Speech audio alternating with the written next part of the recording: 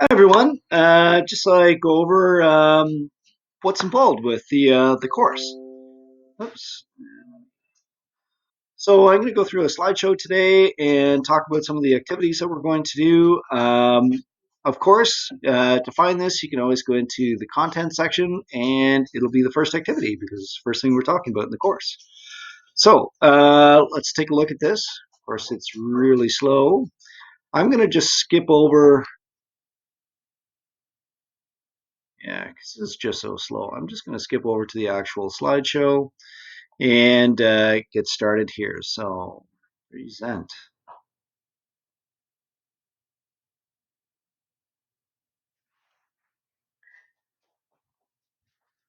It's loading. I'll keep my dog busy. I got a border collie that likes to. All right. Oh my goodness, this is super slow.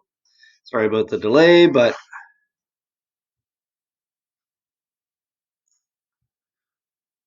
so world issues is the name of the course, of course. And the first thing I want you to do today is take a survey. And the survey is going to involve you sort of rating different world issues from first place to fifth place. And if there's something on there that you think is definitely in the top five list, then feel free to add it at the bottom. And what I'd like to do is to put together all the results from the class and and then show the distribution of what concerns people think are at the top of our list of world issues. This is an interesting survey of an economic forum, and they get together each year and they identify what they think is the most pressing issues facing the world. And I've given you a snapshot of 2018. So it's interesting to sort of look back at what they thought were the upcoming risks and compare that to what you think presently are the top risks. So I don't want to spoil things by letting you look at that too much, but take a look at it after you have completed your survey and see if the 2018 people were anywhere close to what you think are the pressing issues of the day. Um, I also would like you to get involved in a discussion. The discussion is, are we creating a better planet for the next generation? So are things getting better, which is the ultimate goal? Or is this not a good time period and things are not getting better for the next generation? So I'd like you to reflect on that. And don't forget this course. You will be getting marks for contributing to discussions, reading other people's discussions, and responding to what other people say.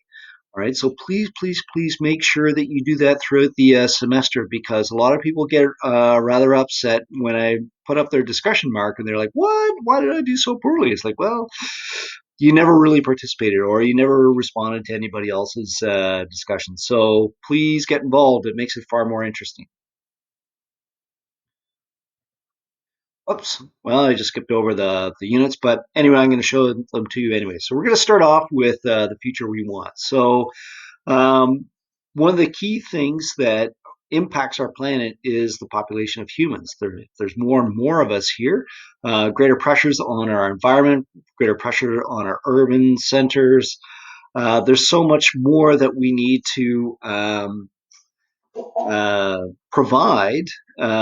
So if our population keeps growing, especially if it's growing at a rapid rate. On the other side of the coin, what if our population were stagnant? We weren't growing anymore. Should we be expecting any economic growth? If our population isn't increasing, where's that economic growth going to come from? Or on the other end of the spectrum, what if we encourage our population to decline? Would that make the world a better place? So we're going to take a look at um, uh, what the trends are with population over time, how countries transition from a really unstable type of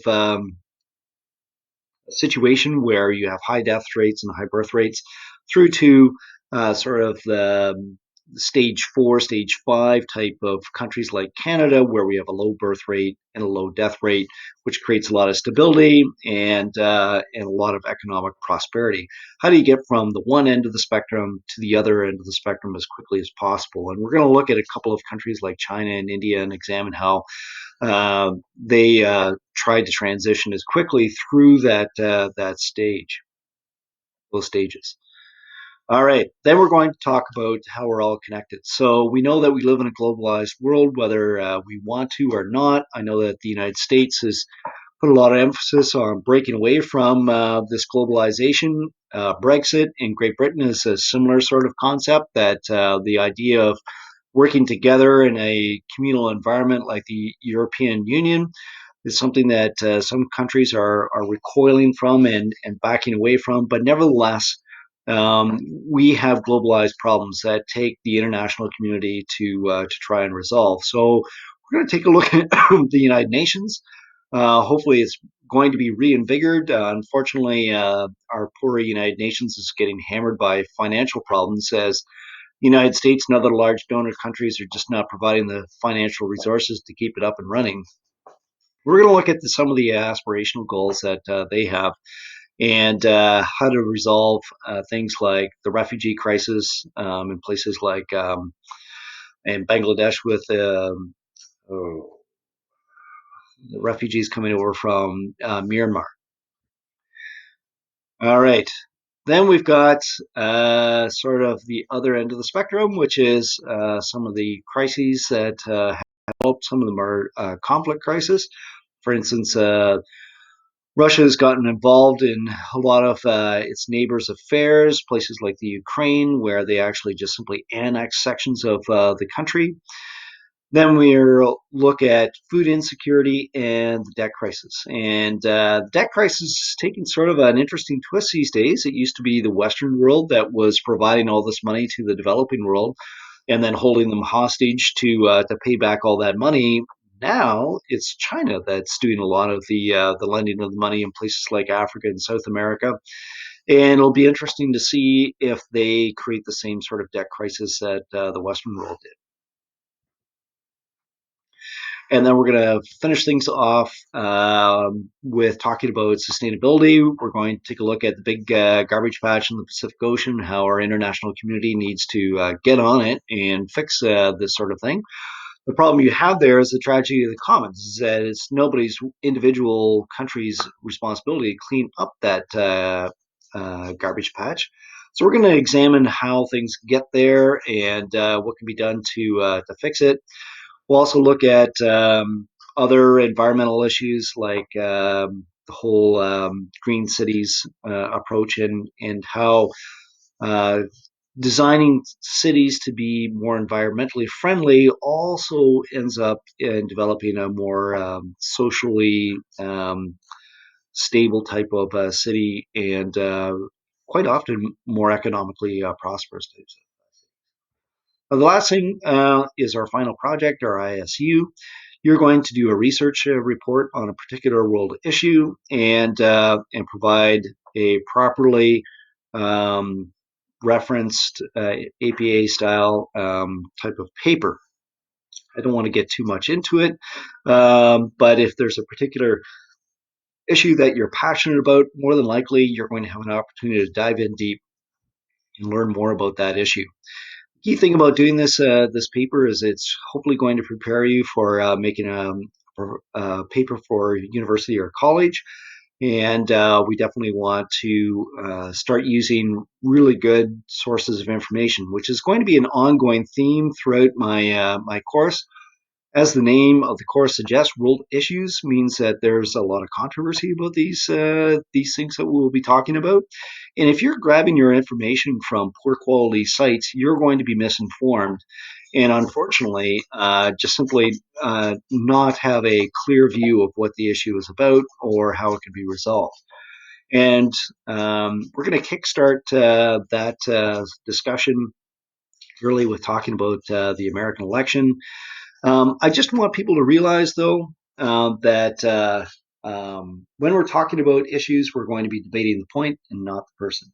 Okay, So let's go back. Hopefully the content section is loaded up here. So if I go into here, come here, say hello there, dog. There we go. Um, so activity one, there's the slideshow that I just went through. So feel free to take a look through it. This is the graphic of the 2018 survey of issues. Hello, yes, I love you too. There's the discussion that I would like you to post in, the results from the survey that we took earlier this week, and then finally the online survey of what you're most concerned about. You cannot proceed to activity two until you have contributed, I believe, to this discussion. So um, you might be somebody who's quite nervous about contributing to a discussion, but you're going to have to say something. It might be brief, but please say something so that you can proceed to the next activity. Thanks a lot. We'll talk to you soon.